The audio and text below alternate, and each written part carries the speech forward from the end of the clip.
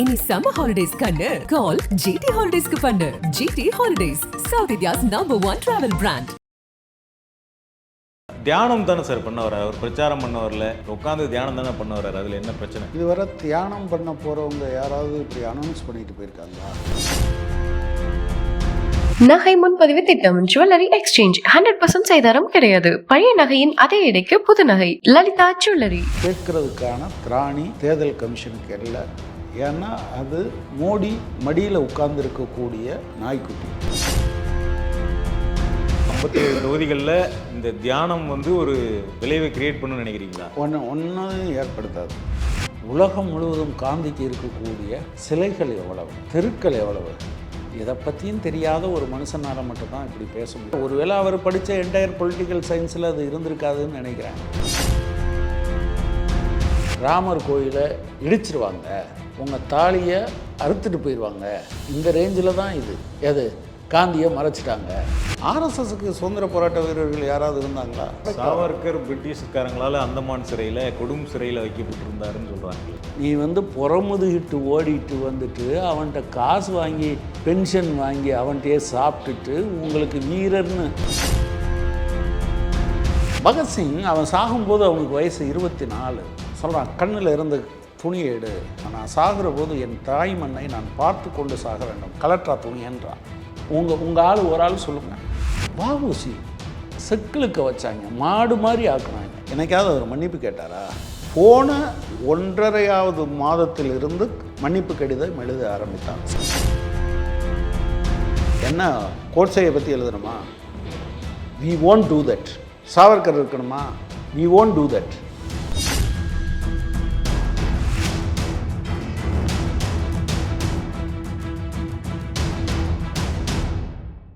மின்னம்பலம் நேயர்களுக்கு வணக்கம். இந்த விவாதத்தில் நம்மோடு இணைந்திருக்கிறார் மார்க்சிஸ்ட் கம்யூனிஸ்ட் கட்சியின் மாநில செயற்குழு உறுப்பினர் திரு கனகராஜ் அவர்கள்.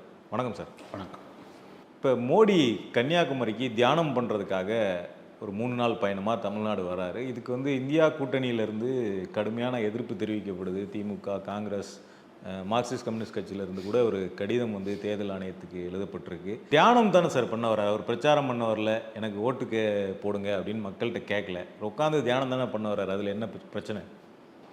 இதுவரை தியானம் பண்ண போகிறவங்க யாராவது இப்படி அனௌன்ஸ் பண்ணிட்டு போயிருக்காங்களா? எல்லாரும் போகிற இடத்துல போய் உட்காந்து தியானம் பண்ணி இருக்கவங்க யாரையாவது நீங்கள் இதுவரை பார்த்துருக்கீங்களா?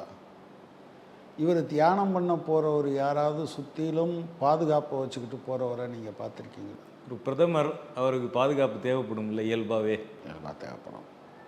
அப்போது இவர் இந்த பாதுகாப்பு மற்றவங்களை டிஸ்டர்ப் பண்ணாமல் இருக்கிறது மாதிரி ஒரு தியானம் நடத்தலாம்ல, இல்லையா? 1ஆம் தேதிக்கு பின்னால் தியானம் நடத்தலாம்ல, ஏன் அவர் இப்போ நடத்துகிறார்? ஒன்று இப்போ தமிழ்நாட்டிலையோ வேறு மாநிலங்கள்லேயோ அவசரத்துக்கு ஒரு ஈவன் நிவாரணத் தொகை அனௌன்ஸ் பண்ணுறதுக்கு கூட தேர்தல் கமிஷன்கிட்ட கேட்கணும்.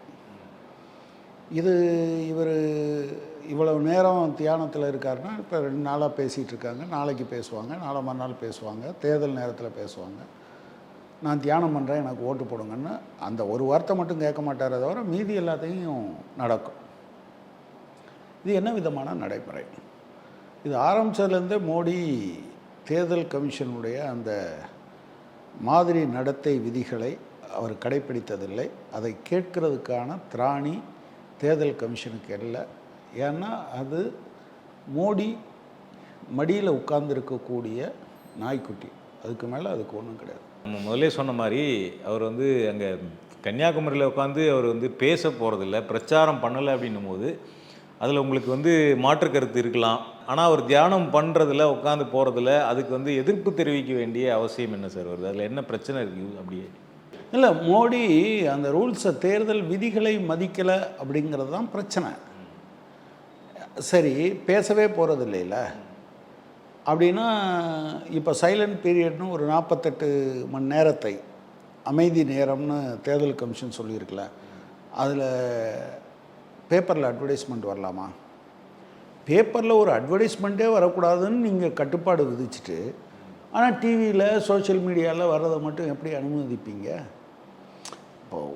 இப்போ உச்சநீதிமன்றம் ஒரு தீர்ப்பு கொடுத்துருக்கு. ஏற்கனவே அது கொல்கத்தா உயர்நீதிமன்றம், உயர்நீதிமன்ற 2 பேர் கொண்ட பெஞ்சு. அப்புறம் இப்போ உச்சநீதிமன்றம் என்ன சொல்லியிருக்குன்னா, அவங்க பெங்காலில் ஒரு விளம்பரம் கொடுக்குறாங்க, சனாதன சக்திகளை வீழ்த்துவீர், சனாதனத்துக்கு எதிரானவங்களை தோற்கடிப்பீர் அப்படின்னு சொல்லிட்டு. அது அந்த தேர்தல் பிரச்சாரம் முடிஞ்ச பிறகும் கூட எல்லா எடிஷன்லேயும் வந்திருக்கு. இப்போ சைலண்ட் பீரியடில் ஏன் விட்டீங்க அப்படின்னு தேர்தல் கமிஷன்கிட்ட கேட்குறாங்க. தேர்தல் கமிஷன் பதில் சொல்ல, கோர்ட்டுக்கு போகிறாங்க. கோர்ட்டு அந்த விளம்பரத்தை இனிமேல் எந்த இடத்துலையும் பயன்படுத்தக்கூடாதுன்னு தடை வச்சிருச்சு. உச்சநீதிமன்றம் தடை வச்சிருச்சு. ஒரு பேப்பரில் வர்ற, பேப்பருங்கிறது நீங்கள் வாங்கிறது, ஆனால் டிவியில் செய்திங்கிறது அதுவாக வந்து விழுந்துக்கிட்டு இருக்கும். இதை எப்படி அனுமதிக்கிறீங்க? எனவே இது முழுக்க முழுக்க தேர்தல் நடத்தை விதிகளை மீறி நடத்தப்படுகிற ஒரு தேர்தல் பிரச்சாரம். இந்த கடைசி கட்ட தேர்தல் நடக்கிற 57 தொகுதிகளில் இந்த தியானம் வந்து ஒரு விளைவை கிரியேட் பண்ணணும்னு நினைக்கிறீங்களா? ஒன்றும் ஏற்படுத்தாது. அது அது அது விளைவை ஏற்படுத்துமா இல்லையாங்கிறது பிரச்சனை இல்லை. ஒரு உதாரணத்துக்கு உங்கள்கிட்ட கேட்குறேன். டாக்டர் சொல்லிட்டார் ஒரு 2 மணி நேரத்தில் ஒருத்தர் இறந்து போவார்னு. இப்போ கொலை பண்ணுறேன்னு நீங்கள் முடிவு எடுக்கிறீங்கன்னு வச்சுக்கோங்க. என்னங்க 2 மணி நேரத்தில் என்ன பிரச்சனை? 2 மணி நேரத்துக்கு பின்னால் தான் அவர் சாக போகிறாரு, கோமாவில் இருக்கார், சாக போகிறாரு.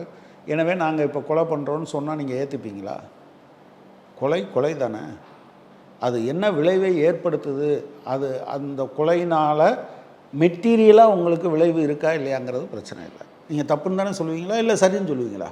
மோடி அகராதியில் அது சரின்றார். 2 மணி நேரத்துக்கு முன்னால் 2 மணி நேரத்துக்கு பின்னால் ஒருத்தர் சாக போகிறாருன்னா அவரை கொலை பண்ணிக்கலாம் அப்படிங்கிறது சரியா? எந்த விளைவையும் ஏற்படுத்தாது, அதனால் பண்ணலாங்கிறது. ரூல்ஸ் ஆர் ரூல்ஸை நீங்கள் ஃபாலோ பண்ணணும். அதில் ரொம்ப முக்கியமாக நீங்கள் பிரதமராக இருக்கிறவர் மற்றவருக்கு வழிகாட்டியாக இருக்கணும். இங்கே பிரதமருங்கிற பதவி ஆணவத்தில் எந்த விதமான விதிகளும் சட்டங்களும் எனக்கு துச்சம். விதிகள் தான் எனக்கு கட்டுப்பட்டு நடக்கணுமே தவிர நான் விதிகளுக்கு கட்டுப்பட்டவன் அல்ல என்று அவர் ஆணவத்தோடு பேசுகிறார். அதற்கு தேர்தல் கமிஷன் அது இடம் கொடுக்குது. அதனால தான் கம்ப்ளைண்ட் பண்ணியிருக்கோம். பிரதமர் ஒரு பேட்டியில் சொல்லியிருக்கிறது ஒரு பெரிய இஷ்யூவாக மாறி இருக்கு. மகாத்மா காந்தியை பற்றி 1982 ஒரு திரைப்படம் வந்தது. அந்த திரைப்படத்துக்கு அப்புறம் தான் உலகத்துக்கு மகாத்மா காந்தியை பற்றி தெரிய வந்தது. காங்கிரஸ் தலைவர்கள் வந்து இப்படி ஒரு தலைவரை வந்து உலகத்தின் பார்வையிலிருந்து மறைச்சிட்டாங்க. அவங்க இப்போ மார்ட்டின் லூதர் கிங் அளவுக்கோ நெல்சன் மண்டேலா அளவுக்கோ உலகத்தில் பேசப்படுற தலைவராக காந்தி இல்லாததுக்கு காங்கிரஸ் காரணம். அது 1982 வந்த படத்தால் போய் சேர்ந்தது அப்படின்னு சொல்கிறாரு. மோடி ஒருவேளை இது அவருக்கு தெரிஞ்ச விஷயங்கள்லேருந்து பேசியிருந்தார்னா அவருடைய அறியாமை என்று பொருள். உலகத்தில் அஹிம்சையினுடைய அடையாளமாக யாரை சொல்கிறாங்க? மார்ட்டின் லூதர் கிங்கையா? நான் கேட்குறேன். காந்தியை தான் சொல்கிறாங்க. நீங்கள் இந்தியாவுக்கு வர்றதுக்கு முன்னாடி காந்தி, அவரை பற்றியெல்லாம் இவருக்கு என்ன தெரியும்? காந்தியினுடைய கொலையாளி இருக்கார் இல்லையா, அதுக்கு சதி பண்ணவர் இருக்கார் இல்லையா, சதி பண்ண சாவர்கர், கொலை பண்ண கோட்ஸே, அவங்கள தான் இவங்க வழிபட்டுக்கிட்டு இருக்கவங்க. இவங்களுக்கு எப்படி இது தெரியும்? இது கற்பூர வாசனை, அவங்களுக்கு தெரியவே தெரியாது. நான் என்ன கேட்க விரும்புகிறேன் அப்படின்னா, காந்தி இந்தியாவுக்கு வருகிற போது 20 ஒட்டி தான் வாரார். அவர் இந்தியாவுக்கு வருகிற போதே நாடறிந்த தலைவராக தான் வருது. காங்கிரஸில் அவர் ஒருபோதும் உறுப்பினராக இருந்ததில்லை. காங்கிரஸ் கட்சியினுடைய தலைவராக அவர் இருந்ததே கிடையாது. ஆனால் அவர் கண்ணசைவில் தான் காங்கிரஸ் கட்சியினுடைய எல்லா நடவடிக்கைகளும் இருந்தது. ஏன்? அதுக்கு முன்னாலேயே அவர் சவுத் ஆப்பிரிக்காவில் இருக்கும்போதே கருப்பினத்தவர் அடிமைப்படுத்தப்படுகிறார்கள், வெள்ளை ஆதிக்கம் என்பதற்கு எதிராக போராடிட்டு வந்தார். அப்போவே உலகம் முழுவதும் அறிமுகமானவர் அவர். எனவே நரேந்திர மோடிக்கு காந்தி என்ன பண்ணார்? ஒருவேளை அவர் படித்த என்டையர் பொலிட்டிக்கல் சயின்ஸில் அது இருந்திருக்காதுன்னு நினைக்கிறேன். அவர் பொலிட்டிக்கல் சயின்ஸ், அதுவும் என்டையர் பொலிட்டிக்கல் சயின்ஸ், அதுவும் அங்கே படித்தேன்னு சொல்லியிருக்கார். நீங்கள் ஒரு சினிமாவை பார்த்து ஒருவேளை இவர் தெரிஞ்சிருக்கலாம், ஓஹோ காந்தி மகான் போல் இருக்குது அப்படின்னு சொல்லி அவர் தெரிஞ்சிருக்கலாம். உலகம் முழுவதும் காந்திக்கு இருக்கக்கூடிய சிலைகள் எவ்வளவு, தெருக்கள் எவ்வளவு, காந்தியை பற்றியான பாடம் எவ்வளோ வச்சுருக்கா, காந்தி ஸ்கொயர் எத்தனை இடத்துல இருக்குது, இதை பற்றியும் தெரியாத ஒரு மனுஷனால் மட்டும்தான் இப்படி பேச முடியும். எனவே இந்த ஊரில் சொல்லுவாங்கள்ல, பூனை கண்ணை மூடிக்கிட்டால் உலகமே இருண்டு போச்சுன்னு, நரேந்திர மோடிக்கு காந்தியை பற்றி தெரியாது என்பதற்காக உலகத்திற்கே தெரியவில்லை என்று சொல்வதற்குல்ல, அது மாதிரியான ஓகே அவர் பிரதமராக 10 வருஷம் இருந்திருக்காரு, ஆனால் அதனால் அப்படி அதுக்கு மேலே சொல்ல விரும்பலை. அப்படி ஒரு மனுஷன் பேசுகிறது இருக்குல்ல, அவருக்கு ஏதாவது ஒரு வார்த்தையை சொல்லி ஓட்டு விழுன்னு வச்சுக்கோங்க. இப்போ அவர் ஒருவேளை எனக்கு ரொம்ப பயமாக இருக்குது, என் பேர் நரேந்திரா, விவேகானந்தர் பேரும் நரேந்திரா தான், நான் பிரதமராக வருவேன் அப்படின்னு தெரிஞ்சு தான் அப்போவே அவருக்கு நரேந்திரான்னு பேர் வச்சாங்க, நரேந்திர தத்தான்னு பேர் வச்சாங்கன்னு நாளைக்கு சொல்லாமல் இருந்தால் பெரிய விஷயம். அவர் தான் எல்லாத்தையும் சொல்லிட்டாரு. என்ன இவர் கடவுளுக்கு கீழே தானே, யார் விவேகானந்தர் கடவுளுக்கு இல்லை, அவர் தான் கடவுளே ஆகிட்டார். இன்னும் கொஞ்சம் அவருக்கு ஒன்று பாக்கி இருக்குது, இன்னும் தேர்தல் இன்னும் ஒரு 2 நாள் இருக்குது முடிகிறதுக்கு. இன்னும் கொஞ்சம் நெருங்கி பார்த்தோன்னா கடவுள்களை படைத்தவன் நான் அவர் சொல்லாமல் இருந்தார்னா பெரிய விஷயம். ஆனால் சொல்ல மாட்டாருலாம் நீங்கள் நினைக்காதீங்க, அவர் அப்படிப்பட்டவர் தான்.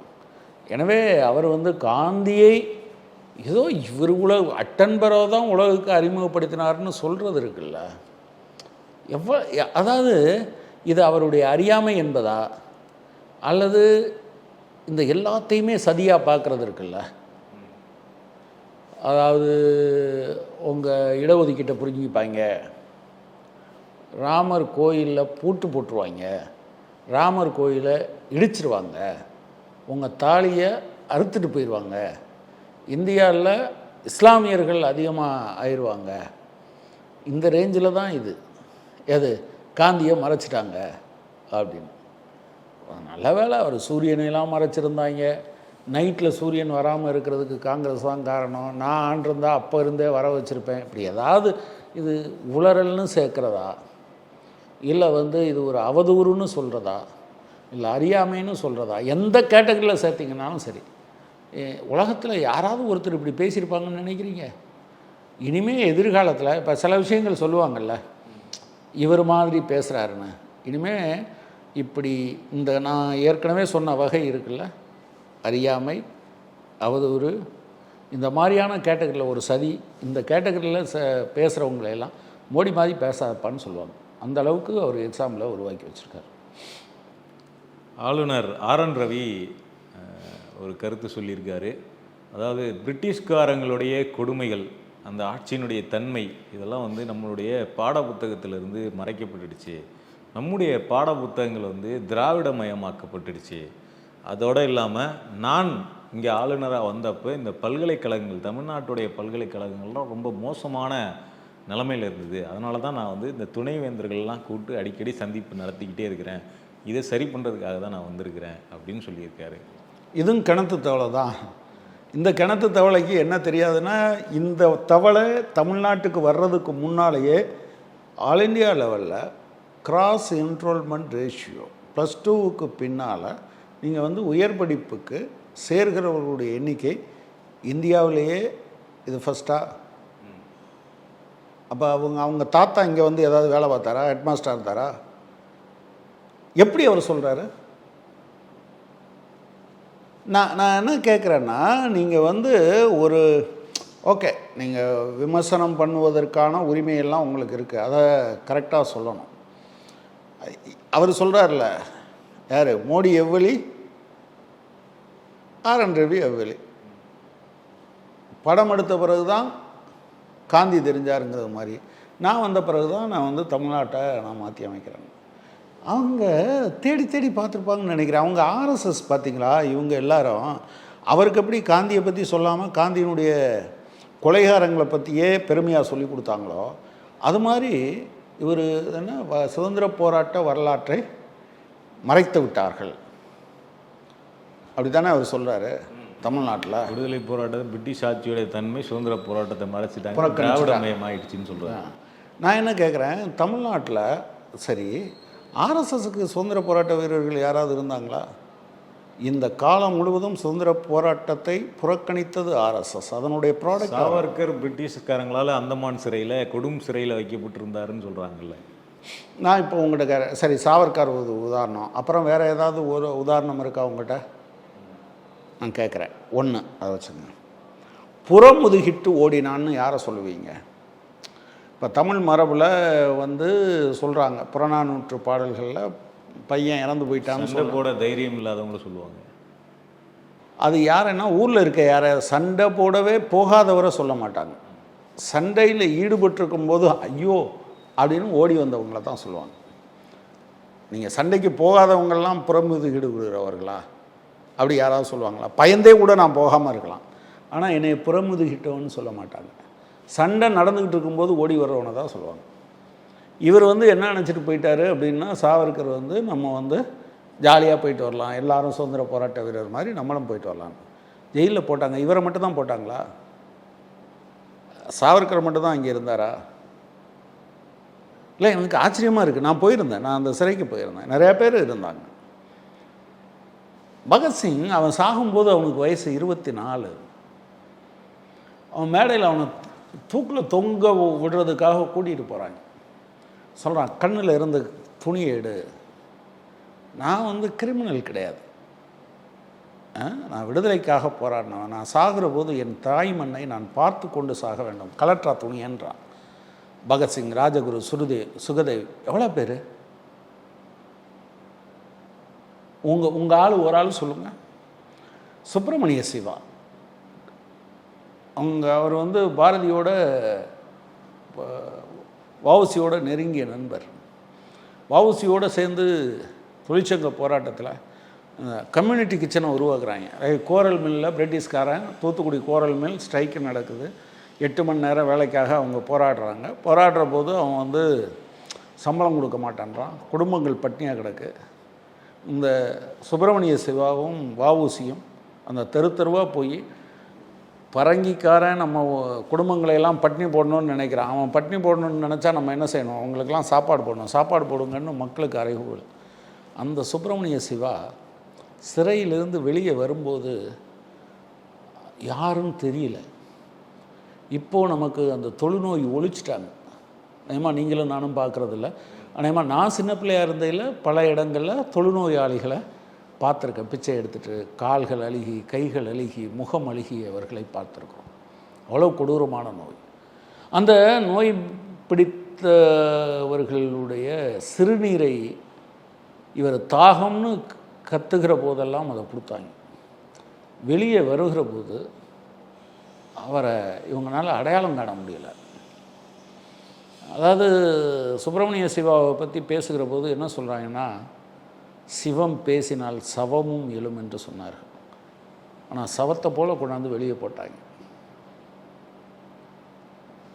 வஉசி செக்கிலுக்க வச்சாங்க, மாடு மாதிரி ஆக்குனாங்க இல்லையா? எனக்காவது அவர் மன்னிப்பு கேட்டாரா? அது கோயம்புத்தூர் ஜெயிலில் அந்த ஜெயிலர் இவரை ரொம்ப கொடுமைப்படுத்துகிறான், ரொம்ப அவமானப்படுத்துகிறான்.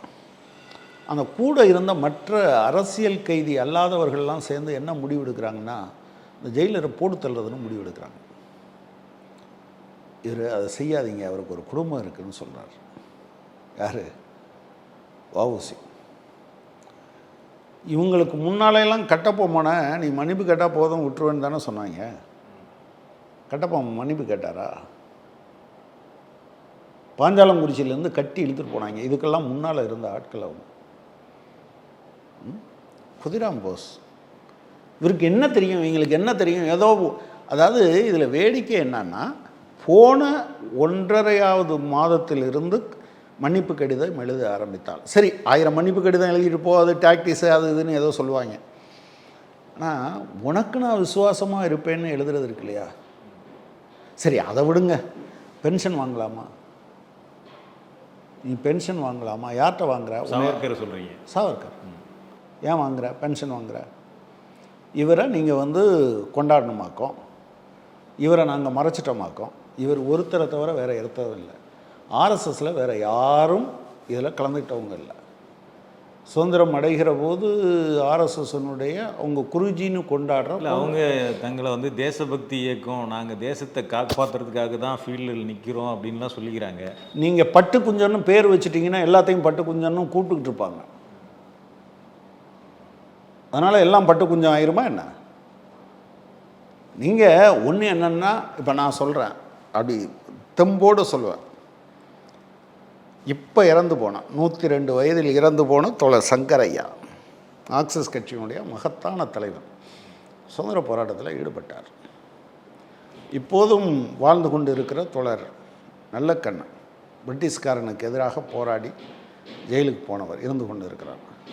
உனக்கு என்ன, தமிழ்நாட்டில் ஒரு ஆளை சொல்லு, கேரளாவில் ஒரு ஆளை சொல்லு, ஆந்திராவில் ஒரு ஆளை சொல்லு. நீங்கள்லாம் தேசபக்திக்கு நீங்கள் சர்டிஃபிகேட்லாம் கொடுக்கக்கூடாது. அதாவது கவரிங் நகை வைக்கிறவங்க இது தங்கத்தை விட சிறந்தது, தங்கம் கூட கொஞ்சம் கம்மியான பளபளப்போடு இருக்கும்னு சொல்கிறது மாதிரி தான் அவங்க சொல்கிறதே தவிர அவங்களுக்கு அந்த மாதிரியான திருப்பூர் குமரனை எந்த கேட்டகரியில் சேர்ப்பீங்க? திருப்பூர் குமரன் நம்ம பாடப்புத்தகத்தில் இல்லையா?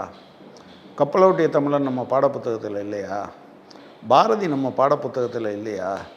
திருவிக்கா நம்ம பாடப்புத்தகத்தில் இல்லையா? வஉசி நம்ம பாடப்புத்தகத்தில் இல்லையா? அஞ்சலை அம்மாள் நம்ம பாடப்புத்தகத்தில் இல்லையா? என்ன கோட்சையை பற்றி எழுதணுமா?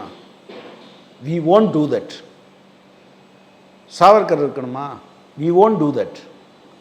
எனவே நீங்கள் போருக்கு சாவர்கர் எவ்வளவு அசிங்கமான பேர் வழின்னு நீங்கள் பார்த்தீங்கன்னா தெரியும். அதாவது 1926 சித்திரகுப்தன்னு ஒருத்தர், அவர் தான் வந்து சாவர்கருடைய வரலாற்றை எழுதுகிறார், ஒரு புத்தகமாக போடுறார். அடுத்த பதிப்பு வருது, அடுத்த பதிப்பு வருது, அப்படியே வந்துக்கிட்டே இருக்குது. பிறகு ஒரு பதிப்பில் தான் சொல்கிறாங்க, அந்த சித்திரகுப்தன்கிற அந்த புத்தகத்தில் தான் என்ன எழுதுகிறாங்கன்னா, சாவர்கர் வந்து யானை, பூனை, குதிரை, அவர் பயங்கர, அவர் பிறவிலேயே வீரர், பிறவிலேயே அப்படி இப்படிலாம் சொல்கிறாங்க.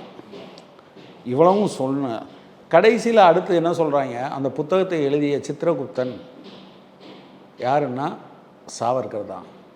இவ்வளோ கேவலமாக உலகத்தில் தன்னையை பற்றி யானை பூனைன்னு புனை பெயரில் எழுதிக்கிட்ட ஒரு மனுஷனை பார்த்துருக்கீங்களா? நீங்கள் இந்த ஐடியா, இந்த வெரி ஐடியா இருக்குல்ல, இவங்க எப்படி உயர்ந்த மனிதர்களாக இருக்க முடியும்னு நீங்கள் நினைக்கிறீங்க. எனவே தமிழ்நாட்டில் திருப்பூர் குமரனுக்கும் சிலை இருக்குது, திருப்பூர் குமரன் பேரில் தெருக்கள் இருக்குது, திருப்பூர் குமரன் பேரில் பஸ் ஸ்டாண்ட் இருக்குது. இவர் எதை மறைத்ததாக சொல்லுகிறார்? இவங்கெல்லாம் வர்றதுக்கு முன்னாலேயே புறநானூற்றில் நமக்கு 400 இருக்குது. மகன் என்னதான் இருந்தாலும் மகன்னா கூட நீங்கள் வந்து அவன் வந்து புறமிதுகிட்டு ஓடி வந்தான் என்றால் என்ன சொல்லிட்டு போகிறான் இந்த தாய்? அவனுக்கு பால் கொடுத்த 2 மார்பையும் அடுத்து எரிவேன்னு சொல்லிட்டு போகிறான். ஒவ்வொரு பிணமாக புரட்டி பார்க்குறான் தன்னுடைய மகன். ஆஹா, நெஞ்சில் தான் இவனுக்கு பாஞ்சிருக்கு, இவன் என்னுடைய மகன், நான் பெருமை கொள்கிறேன்னு வர்றான். நீ வந்து புறமுதுகிட்டு ஓடிட்டு வந்துட்டு அவன்கிட்ட காசு வாங்கி அதனா பென்ஷன் வாங்கி அவன்கிட்டயே சாப்பிட்டுட்டு உங்களுக்கு வீரர்னு நிறைய பேர் சாதாரண ஆள் என்ன நினச்சிட்ருக்கான், வீர் சவர்காருங்கிறது பேருன்னு நினச்சிட்டு இருக்காங்க. வீருங்கிறது சாவர்கர் அவருக்கு அந்த புத்தகத்தில் வச்சுக்கிட்ட பேர். எனவே தமிழ்நாடு வந்து அஃப்கோர்ஸ் எங்கேயாவது இங்கேயும் அங்கேயுமாக சில பேர் பேரை விட்டு போயிருந்தேன். ஒன்று தெரியுமா, நான் வந்து எல்லா மாவட்டத்துலேயும் விட்டுருக்காங்களான்னு தெரில. தூத்துக்குடி மாவட்டத்தில் யாரெல்லாம் வந்து சுதந்திர போராட்ட வீரர்கள், ஒரு பெரிய லிஸ்ட் இருக்குது. நீங்கள் வெறுமனே அது கப்பலோட்டிய தமிழன் வஉசியோ அல்லது பாரதியோ இவங்களோட விட்டுறக்கூடாது. ஏராளமான தோழர்கள் பெயரை வந்து தலைவர்கள் பெயரை அதில் சேர்த்துருக்காங்க. அதில் ஜெயிலுக்கு போனவங்க, அது போனவங்க, இந்த மாதிரி இப்படி எதுவுமே எந்த வரலாறும் அவங்களுக்கு இல்லை. அவங்க சொல்கிறது மாதிரி எழுதணும்னா பொய்யை எழுதி வைக்கிறோம். அப்படி ஒரு பொய்யவும் நீங்கள் தெரிஞ்சுக்கங்க, அப்படி ஒரு பொய்யவும் எழுதுனாங்க. அதாவது பிளிட்ஸ்னு ஒரு பத்திரிகை வந்தது, கரஞ்சியான்னு ஒருத்தர் நடத்திட்டு இருந்தார். ஜனசங்கத்தில் இருக்கும்போது வாஜ்பாய் வந்து பெரிய சுதந்திர போராட்ட வீரர்னு எழுதுனாங்க. நீங்கள் கண்டுபிடிச்சி அப்படிலாம் ஒன்றும் ஆளையே காணாமல் அப்படின்னு சொல்லிட்டாங்க. இவர் நான் கோபாலகிருஷ்ணன்னாரு, அவர் இல்லை அது சப்பானி தான் அப்படின்னு சொல்லிட்டாங்க. சொன்ன பிறகு 98 அப்படி ஒரு முயற்சியை இவங்க செஞ்சாங்க. ஃப்ரண்ட்லைன் பத்திரிகை போய் அது இல்லை, இவர் அப்படியெல்லாம் இல்லை அப்படின்னு அவருக்கு இவரே நோட்டீஸ் விட்டார். யார்? வாஜ்பாயினுடைய அட்வொகேட் நோட்டீஸ் விட்டார். அதெல்லாம் இப்போது ஆர்கைவ்ஸில் இருக்குது, யார் வேணாலும் போய் பார்க்கலாம். நோட்டீஸ் விட்டோன்னே இவர் என்ன பண்ணிட்டார், அவரோட அந்த அந்த காலத்தில் யாரெல்லாம் அந்த ஜெயிலுக்குள்ளே இருந்தாங்களோ அவங்களாம், இவர் ஜெயிலுக்கு போனதெல்லாம் உண்மை. அவர் என்ன சொல்லியிருந்தாருன்னா, நானும் எங்கள் அண்ணனும், வாஜ்பாய் சொன்னது, வாஜ்பாய் அண்ணனும் சொல்லியிருக்கார், நாங்கள் 2 பேரும் எங்கள் பாட்டி வீட்டுக்கு போயிருந்தோம். அப்போ போயிருந்த போது எல்லோரும் ஒரு இடத்துல கூட்டமாக நின்னாங்க. அது என்னன்னு போய் பார்த்தோம். அப்போ இருந்து ஒரு சட்டத்தை எதிர்த்து போராட்டம் நடந்துகிட்டு இருந்தது. நான் என்னன்னு பார்க்க போனவங்கள எங்களையும் கொண்டு போய் இங்கே கொண்டாந்து விட்டாங்க. பிரிட்டிஷ் சாம்ராஜ்யத்தை நாங்கள் ஒன்றும் எதிர்த்தெல்லாம் போராட்டம் நடத்தலைன்னு எழுதி கொடுத்துட்டு வந்தாங்க.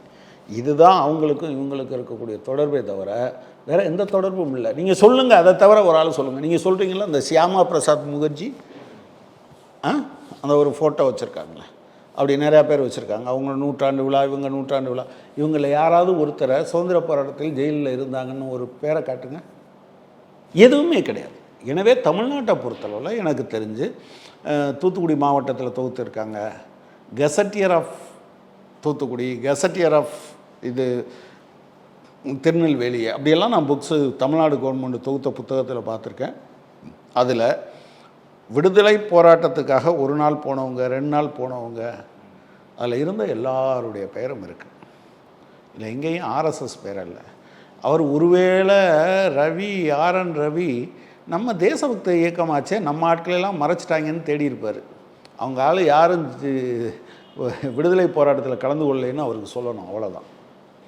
சில தேர்தலுக்கு முன்னாடி வரைக்கும் இந்திய அளவில் பார்த்தோம்னா கம்யூனிஸ்ட்டுகள் வந்து ஒரு முக்கியமான ரோல் வந்து ப்ளே பண்ணியிருக்காங்க. ஆனால் கடந்த 2019 தேர்தலில் கம்யூனிஸ்ட் கட்சிகளால் தமிழ்நாடு, கேரளா தாண்டி வேறு மாநிலங்களில் வெற்றி எதையும் பெற முடியல. இந்த தேர்தலில் கம்யூனிஸ்ட் கட்சிகளுடைய வளர்ச்சி இருக்கும்னு எதிர்பார்க்குறீங்களா? இல்லை இந்த தேர்தல் உங்களுக்கானதாக எப்படி இருந்திருக்கு? கரெக்டாக நீங்கள் சொல்கிறது. ஆக்சுவலாக வந்து ஐக்கிய முற்போக்கு கூட்டணி அரசாங்கத்தில் இருந்தபோது 2004 இருந்தபோது கம்யூனிஸ்டுகள் பீக்கில் இருந்தோன்னு தான் சொல்லணும். ஒரு 61 தொகுதிகள் நாங்கள் வெற்றி பெற்றிருந்தோம். நான் கம்யூனிஸ்டுகள்னு சொல்கிறது CPI, CPM, RSP, Forward Bloc, எல்லாரும் சேர்த்து. பட் கடந்த தேர்தலில் நீங்கள் சொன்னது மாதிரி தமிழ்நாட்டில் அதுவும் கூட்டணியின் மூலமாக 2 தொகுதியை தான் பெற முடிந்தது. எங்கள் சொந்த பலத்தில் ஜெயித்தது கேரளாவில் 1 தொகுதி, அதுவும் குறைந்த மார்ஜினில் தான் ஜெயித்தோம். வேறு மேற்கு வங்காளத்துலேயோ கேரளாலேயோ அல்லது தெலுங்கானாலேயோ வேறு எங்கேயுமே எங்களால் வெற்றி பெற முடியல. அது வெறும் இந்த தேர்தல் சம்பந்தமானது மட்டும் கிடையாது. ஆக்சுவலாக உலகம் முழுவதும் நவீன தாராளமய கொள்கைகள் வந்தபோது ஒரு பெரிய பிரச்சாரம் கட்டவிழ்த்து விடப்பட்டது.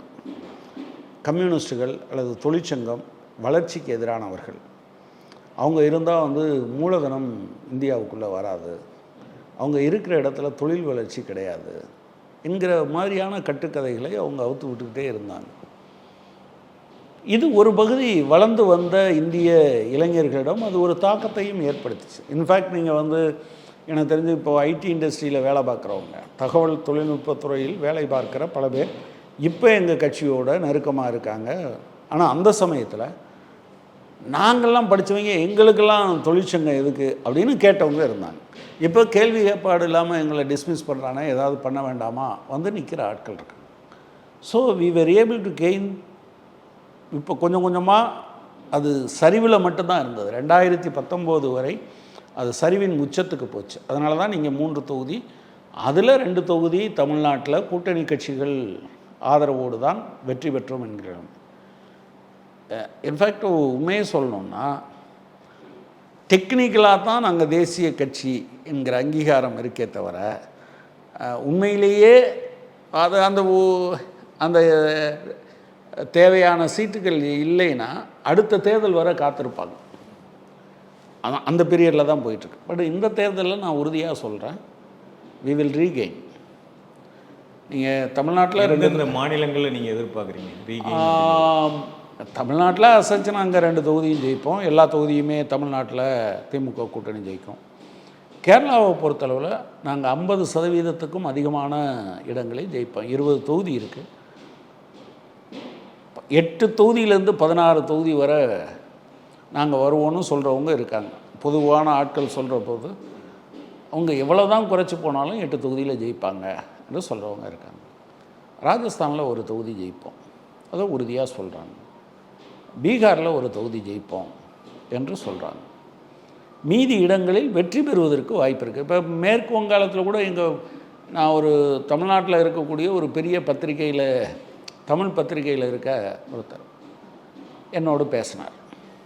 இப்போ சொன்னார், மேற்கு வங்காளத்தை பற்றி நீங்கள் என்ன நினைக்கிறீங்க அப்படின்னு கேட்டார். நான் சொன்னேன், 1 அல்லது 2 தொகுதிகள் நாங்கள் வெற்றி பெறுவதற்கு வாய்ப்பு இருக்குன்னு சொல்கிறாங்க. அவர் சொன்னார், இல்லை, நீங்கள் 1, 2 தொகுதி கூட வெற்றி பெற முடியாதுன்னு நான் நினைக்கிறேன். ஆனால் இப்போ நாங்கள் பார்க்குற போது கம்யூனிஸ்டுகள் எழுச்சி பெற்று வருவதை பார்க்க முடியுது. நிறையா ஓட்டெல்லாம் நீங்கள் வாங்கிறதுக்கு வாய்ப்பு இருக்குது. ஆனால் அது 2 பேருக்குமான போட்டி. திரிணாமுல் காங்கிரஸ் வர்சஸ் பிஜேபின்னு வரும்போது கடைசி நேரத்தில் இந்த ஓட்டு கூட உங்களுக்கு இருக்குமா, இதில் கூட எரோஷன் இருக்கும்னு நினைக்கிறேன் அப்படின்னு ஒருத்தர் சொன்னார். நாங்கள் திரிபுராவில் ஒரு தொகுதியில் போட்டி போட்டோம், வெற்றி பெறுவதற்கான வாய்ப்பு இருக்குதுன்னு நினச்சோம். அங்கே தான் 100% மேல் வாக்குகள் பதிவான ஒரு 5-6 பூத்து இருக்குது. பல இடங்கள்லையும் அவங்க அப்படி பண்ணாங்க. மற்றபடி தெலுங்கானாவோ மற்ற இடங்கள்லையோ there is a possibility general ட்ரெண்ட்லேருந்து வரும். எனவே உறுதியாக நான் சொல்ல முடியும், தமிழ்நாடு, கேரளா, ராஜஸ்தான், பீகார், ஒருவேளை மகாராஷ்டிரா, இந்த இடங்களில் வெற்றி பெறுவதற்கு வாய்ப்பு இருக்குதுன்னு நினைக்கிறேன். மேற்கு வங்காளத்தில் 1 அல்லது 2 சீட்டுன்னு சொல்கிறாங்க. வி ஹவ் டு, பட் ஒருத்தர் நாங்கள் நேராக போய் பார்த்துட்டு வந்தோம் இல்லைன்றாங்க. மேபி வெயிட் பண்ணி பார்க்க வேண்டியிருக்கும். நன்றி சார், பல விஷயங்களை பகிர்ந்து. இனி சம்மர் ஹாலிடேஸ் கண்ணு கால் GT ஹாலிடேஸ்க்கு பண்ணு. GT holidays, South India's #1 travel brand. நகை முன்பதிவு திட்டம், ஜுவல்லரி எக்ஸ்சேஞ்ச் 100% செய்தாரம் கிடையாது. பழைய நகையின் அதே எடைக்கு புது நகை. லலிதா ஜுவல்லரி. மின்னம்பலம்.com, தமிழின் முதல் மொபைல் பத்திரிகை.